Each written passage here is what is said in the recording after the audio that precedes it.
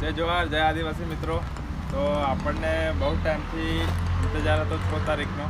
તો કાલે છે 6 તારીખ અને કાલે છે સૌથી મોટી ટક્કર રુદ્રા સાઉન્ડ તોડફોડ સાઉન્ડ, જો કે મોજરીમાં છે.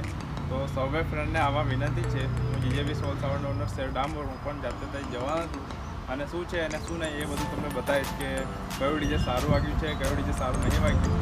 તો ભાઈ આપણે આટલો બધો ટાઈમનો ઇંતજાર કર્યો છે, તો કાલે બધા આવજો અને જોજો ભાઈ રિયાલિટી શું છે જુઓ તમે.